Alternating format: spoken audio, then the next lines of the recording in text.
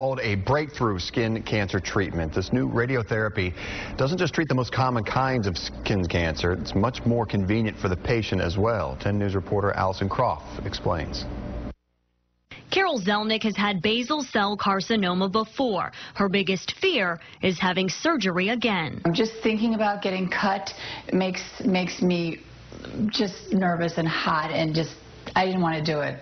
So she's not. Instead, to treat tumors on her leg and shoulder, she's undergoing low-dose radiation treatment. The SRT-100 treats the most common type of skin cancers in 90 seconds. I can't tell you how thrilled I am. Dr. Seth Forman is the first dermatologist in the area to use this treatment. In a lead-lined room, a lead shield is placed over Carol's eyes and chest. A mark is made 7 to 8 millimeters around the tumors, and the proper dosage of radiation is selected. Then everyone leaves the room, and in just a matter of minutes, the treatment is over. This treatment can leave these patients without scarring, without the pain of having surgery, without having to have shots or having to do any wound care. As soon as this treatment is over, the patient is able to go about their normal life. There's no recovery time. That's one of the perks of having this procedure. I didn't put anything on it. I didn't put any salve on it or anything. It's totally simple. Because these types of cancers are likely to return, with this treatment, Dr. Forman says patients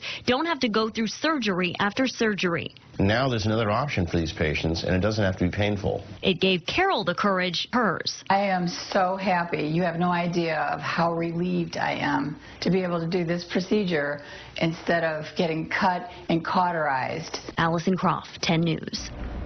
And patients have to go to Dr. Forman 3 times a week in 4 consecutive weeks, which equals 12 visits. But when you're comparing that to painful surgery, Dr. Forman and Carol say it's a no-brainer. You can learn more about how you can get this treatment at WTSP.com.